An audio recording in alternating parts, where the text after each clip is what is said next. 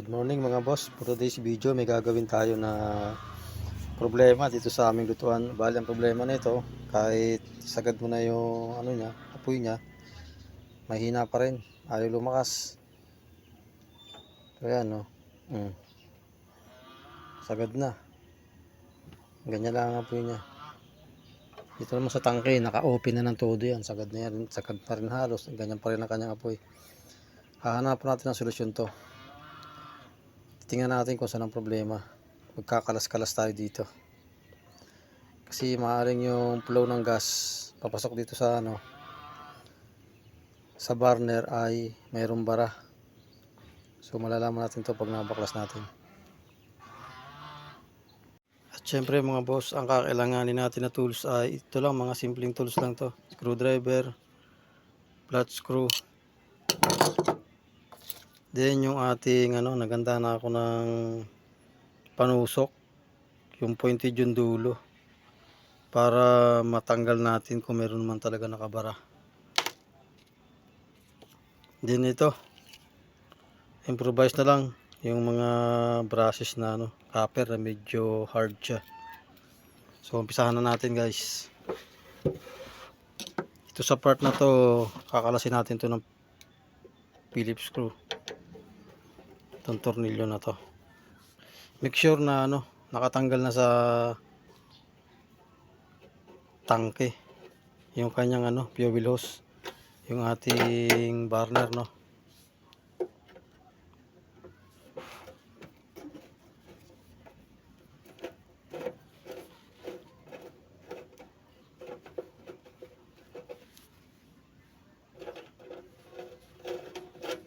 Madali lang naman siya kalasin agad.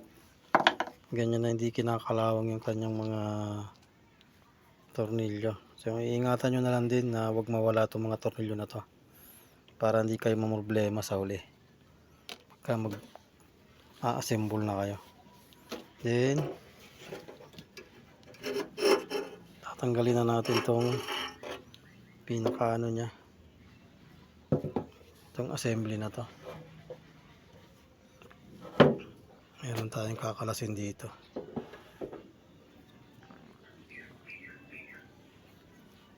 Ito. Itong dalawang na to. Tornilyo na to. Kasi dati nagkaroon na to ng problema noon Dito lang siya nagkaroon ng ng bara. So hindi ko alam kung doon pa rin yung problema niya. Malalaman natin. Medyo mahirap siya pihitin, kaya medyo ginamitan ko pa siya ng palo ng konti para matinag yung tornilyo. Kasi sa tagal na na naka install siyang ganyan, syempre kung 5 taon na siyang hindi nakakalas ulit, ay maaaring pumakat yung kanyang tornilyo. So may o-ring yan sa loob. Dahil nakabaklas na ako nito dati, iingatan nyo rin na huwag mawala yon.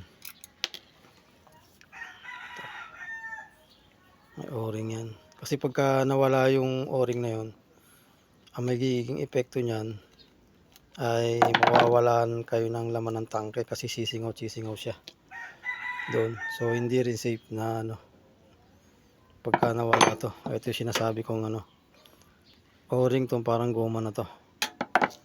Yan, tatanggalin nyo yan. Parang ganito. Yan.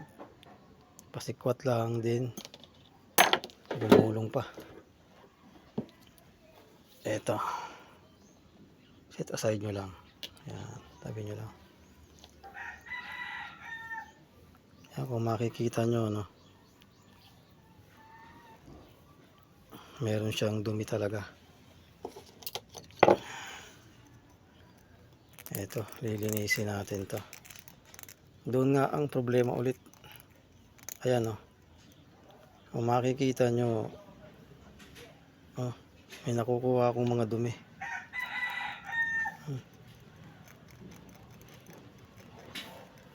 Ayan siya. Ito yung pumipigil sa sa gas natin. Ayun. Hinipan ko lang siya, tapos kunin nyo yung ano, itong knob, para hindi kayo mahirapan na ano. Ayan o, i-open nyo siyang ganyan o. Ayan o, ganun o. Ayan. Ayan, i-open yung ganyan para linisan nyo pa siyang maigi. Ayan. I-open yung ganun. Para kayong nagbubukas ng ano, ng stove nyo. Makikita nyo yung pinaka ano niya, yung pinaka nagsasara. Nagko-close and open siya. Yun yung hindi papasok yung gas kahit nakabukas yung ating ano, LPG tank. Ito yung pinaka ano niya, parang opening na matatawag, no. Yan, lilinisin yung maiging ganyan ng malinis na basahan.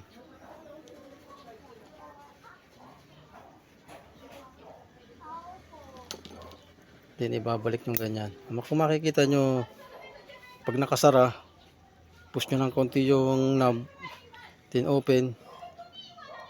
O ayun, gumagalaw siya. Ayun lang, at tutuloy-tuloy lang natin to. Ito guys, kailangan di kalasin to. Ito, gagamit kayo pala nito. Kung wala kayo nito, ito kasi ang sukat 9mm. Saktong-sakto siya dito sa kinakalas natin. Kasi kung di natin kakalasin to, nandito yung dumi, papunta dito ang labas ng apoy, ng gas ng supply, dito lalabas Kung barado rin yung napakaliit na butas na yun, hindi natin masusolusyonan yung ano, problema. Ayun, kung wala kayo nito, pwede to, yung plies. Ayan. Ang pihit nito counterclockwise, ganito. Ayan. Ano, makikita nyo naman talagang napakadumi na. Hindi ko na nga matanda kung kailan ko ito huling kinalas Baka hindi lang 5 taon na nakalipas. Kasi nagka-problema din dati ito noon Nung time na yun, hindi ko siya na-vlog kasi hindi pa naman kasi uso ang masyado ang ano nun, mga nag-vlog. Hindi ko pa hilig ngayon hilig ko na, kaya ito at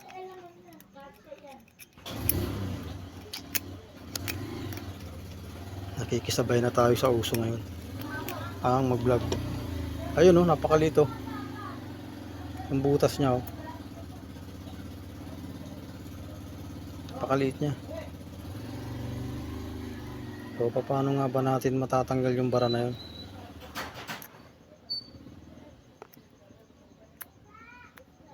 Napakaliit pala ng butas. So kailangan natin dito karayom, yung pointed siya. Kasi sobrang pala, sobrang dami ng dumi. Hindi ko alam kung gaano nakadami yung dumi na doon, naipon. Ito guys, kung wala talaga kayong makuha na karayom, ito yung wire natin kukuha kayo ng tatalupan nyo, pabalatan nyo talaga siya yung ganyan kahaba. Then isang piraso lang kukuha kayo, parang ganito ito. So, sobrang nipis niya, kasyang kasya pala. Ito lang ang ginamit ko para yung butas ay niya, mapasok. Ayan, at niya, tanggal na natin yung bara guys. So antayin na lang natin na matapos to. So kung paano natin kinalas, ganun din syempre ang pagbabalik simple logic lang to. Paano kinalas, ganun din ang pag assemble syempre. Kung di nyo kabisado, bago nyo baklasin, picturean nyo muna. Picturean nyo muna para hindi kayo malito pagka i-assemble nyo na. So yun lang, at i-assemble na natin to, then testingin na natin kung naging successful yung ating ginawang repair. So sana makatulong sa mga namumroblema sa kanilang mga stove. Bakit nagkaganon, bigla na lang mahina yung labas ng apoy niya, sinasagad mo na yung opening pero ganun at ganun pa rin, mahina at mahina pa rin. Sana makatulong sa inyo. Yun lang, at salamat ulit sa panonood. Ito nga pala guys, meron na rin akong i-share sa inyo na dagdag kaalaman. Minsan napapansin nyo na yung inyong stove ay may time na madilaw yung kanyang imbis na siya ay maging blue flame, nagiging yellowish. Meron siyang halong madilaw. Ibig sabihin lang, i-adjust niya siya dito sa na to. Adjuster to eh. Pag siya ay naka-open na ganyan, ibig sabihin, yung butas na to, magkabilaan, ay napapasukan ng hangin. So pagka yan ay nagkataon na na-adjust ng paganyan, medyo madilaw yan. Pag naman nato doon ng sagad na ganyan, talagang natakpan na yung butas niya, yun, tuloy na, puro dilaw na yun, at matako yun sa gas, sa LPG. Matakaw sa LPG gas yung pagkaganon, kasi wala nakakapasok na hangin, kaya siya naninilaw ang apoy. Pag ganyan naka-open siya na ganyan, na open siya na may butas, yung natatanaw nyo yung butas na ganyan, yun ay maganda ang magiging apoy, blue flame siya.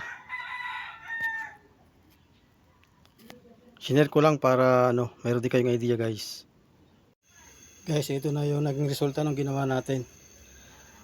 Ayan, napapahina, then napapalakas na natin siya ng todo. Hindi katulad kanina na talagang sobrang hina niya. Ito na siya, malakas na ulit. Ayan ayan malakas na yung kanyang apoy. So okay na to, successful. Thank you for watching guys.